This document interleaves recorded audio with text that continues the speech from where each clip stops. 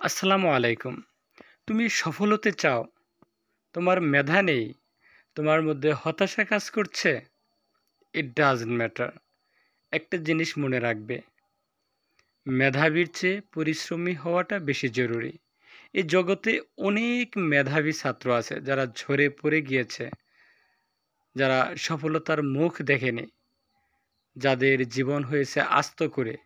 But অধিকতর কম মেধা সম্পন্ন অনেক শিক্ষার্থী কঠোর পরিশ্রমী হওয়ার কারণে এবং ভয়ঙ্কর পরিশ্রমী হওয়ার কারণে তারা জীবনে সফল হয়েছে, গ্রেট হয়েছে।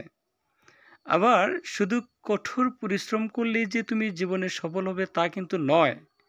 কারণ এই কঠোর পরিশ্রমের পিছনে তোমার লাগবে সুন্দর গাইডলাইন, সুন্দর সুন্দর টিপস। এই গাইডলাইন ছাড়া যদি গাধার মতো পরিশ্রম করে যাও, তাহলেও কিন্তু সফল হওয়া তোমার জন্য কঠিন হয়ে পড়বে।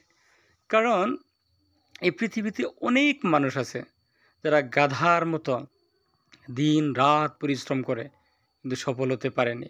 এর পিছনে যে বিষয়টা দায়ী সেটা হচ্ছে তাদের সুন্দর গাইডলাইন নেই, সুন্দর টিপস নেই, সুন্দর সাজেশন নেই। আবার তার চেয়েও বেশি জরুরি কিন্তু ওয়েল ডিসিপ্লিনড, সুশৃঙ্খলিত হওয়া। কারণ ডিসিপ্লিন ইজ দ্য কি টু সাকসেস।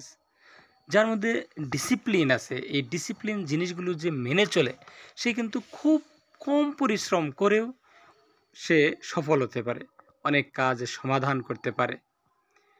এবং তার চেয়েও বেশি জরুরি হচ্ছে সুন্দর অভ্যাস করা। অর্থাৎ ছোট ছোট অভ্যাস আছে যেগুলো খুব সুন্দর অভ্যাস। এই ছোট ছোট সুন্দর অভ্যাসগুলো তোমাকে তোমার অনেক দূর নিয়ে যাবে, সফলতার চরম শিখরে নিয়ে যাবে। যেমন ধরো, সবাইকে সালাম দেওয়া। যে যত বেশি সুন্দর করে সালাম দিতে পারে এবং সালাম গ্রহণ করতে পারে, তার পার্সোনালিটিটা কিন্তু তত স্ট্রং। তাহলে এই পার্সোনালিটি খুবই জরুরি সফল হতে গেলে। তারপর হচ্ছে কথা দিয়ে কথা রাখা। একটি অভ্যাস করো যে প্রতিদিন তুমি 5 মিনিট করে ডিকশনারি পড়ো। এই অভ্যাস তোমাকে একটা সময় এমন জায়গায় নিয়ে যাবে যে, যেমন 5 মিনিট করে ডিকশনারি পড়ো এবং তোমার ছাত্র জীবন যখন শেষ হয়ে যাবে, 2 বছর, 3 বছর, 5 বছর, 7 বছর, তখন দেখবে তোমার মাথায় একটি ডিকশনারি হয়ে গেছে। তখন তোমার কাছে কিন্তু ইংরেজি আর কঠিন কোনো বিষয় থাকবে না। তুমি নিয়ম করো প্রতি সপ্তাহে, সপ্তাহে না হোক মাসে একটি করে বই পড়ে শেষ করা। এই বই পড়ার অভ্যাস তোমাকে একটি সময় এমন জায়গায় পৌঁছে দেবে যা তুমি কল্পনাও করতে পারবে না।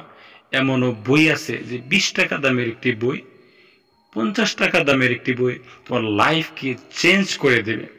এই যে ছোট ছোট অভ্যাস, early to bed, early to rise makes a man healthy, wealthy and wise.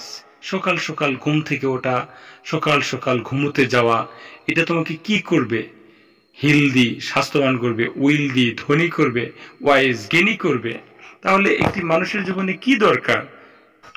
সবাই চায় ধনী হতে, সবাই চায় সম্মান পেতে, এবং স্বাস্থ্য ভালো না থাকলে কিন্তু পৃথিবীতে সবচেয়ে সে অসুখী লোক। তাহলে এই সকাল সকাল ঘুমোতে যাওয়া এবং ঘুম থেকে ওঠা অত্যন্ত ভালো একটি অভ্যাস।